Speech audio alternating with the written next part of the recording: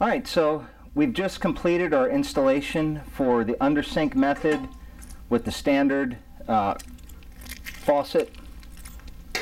And all I've done is pull this up from under the sink so you can see how we attach the Nano with the tank. As you see here, we have a very special Chanson non-metallic plastic holding tank. What's special about this tank is the lid lifts off and there is a removable cap, which we really love for tanks because once a year, once every 2 years, you can take that cap off and clean the entire inside of the tank. And it's a really fantastic feature. Most RO tanks don't have that ability. Alright, so when you get your kit, there's one of two types of connectors for the tank. We have the quick connect kind where the tube just pushes in, and then we have the standard compression nut where the nut tightens down. You can receive either one of these. It doesn't matter. It's irrelevant which one you receive, but I just wanted to show it could be one of the two. You'll take this and tighten it on to the tank. Only hand tight. There's no reason to use any tools or any wrench here. Once you feel it nice and hand tight, that's it. There's nothing else to do to this tank. Now I'll show you for the future. You'll see on the bottom there's a black cap here. And this black cap twists off.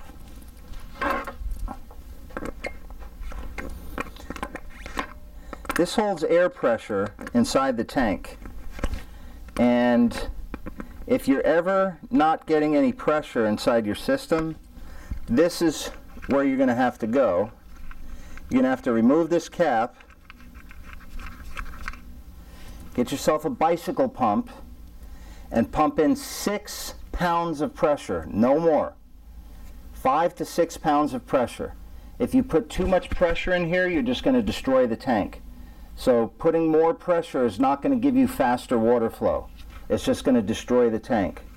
But if your water flow has ever died out, and this would usually be after owning this for about 2 years or so, then it's time to replace some air inside the tank.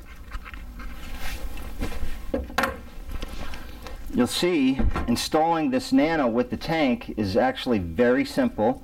You've gotten half the job done already. The other half is right here on the very top filter, left hand side. This is called our taste and odor reduction filter. We're going to go ahead and remove this nut, and we're going to pop this out of its bracket, and you'll see I just stick my hands behind the filter and pull it out. You might have to use a little pressure. Take this 90-degree elbow at the end and twist it out until it's removed.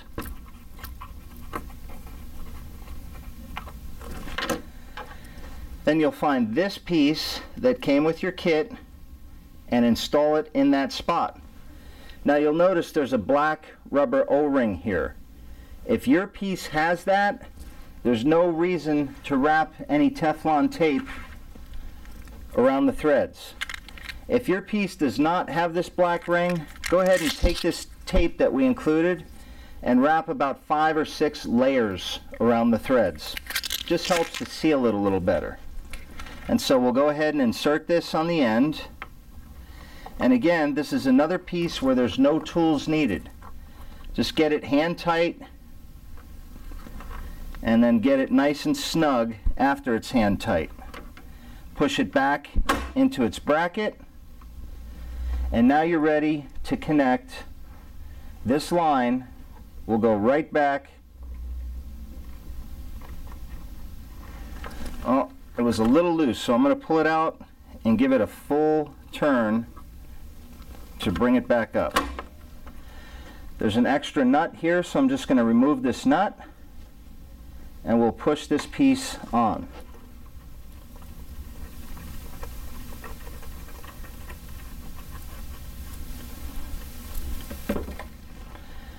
Now, for those of you who are watching this and you don't have a tank, you don't have to have a tank. The tank allows for a faster water flow. If you have the Nano with an ionizer, we highly recommend having the tank because you'll have a fast enough water flow to get the most out of your ionizer. If you're using the nanofilter by itself without an ionizer, you're going to find that you're going to have a very nice water flow straight out of the spout, that the tank is not necessary.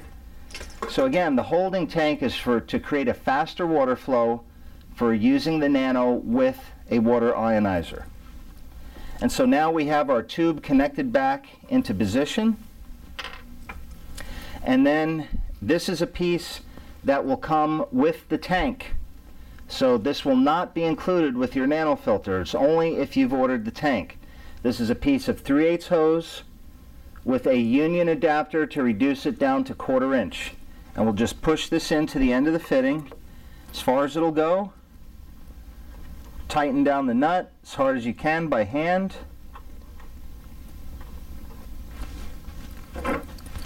One additional turn with the wrench.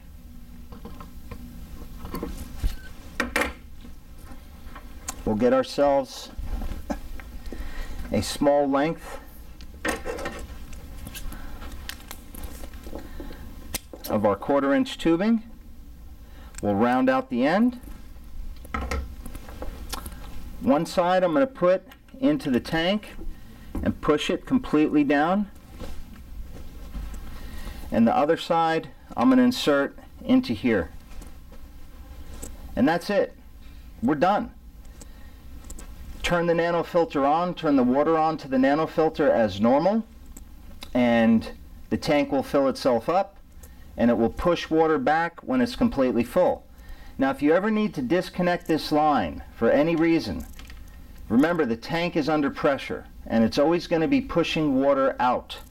The only way to stop the tank from pushing water out is to take this lever and to turn it sideways. Now you've just shut the tank off, so no water is going to come out, nor any water is going to go in. So make sure for use of the tank that the valve is facing in the same direction as the connector. And that will be the case regardless of which style valve that you have. Sideways is closed and straight up is open.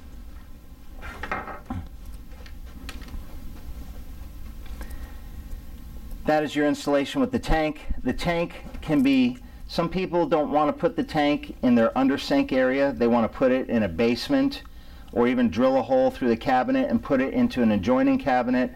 There's so many different options on how to position these things. If you're a high volume water user, we can set you up with a much larger tank, one that can feed dozens and dozens of people. So you can go with different sized tanks as well. But this is the basic tank install. There's really no maintenance or nothing to do on this tank outside maybe a periodic cleaning every 1.5 to 2 years. And that cleaning process is very fast and very easy. And that's it. There's our install with the tank.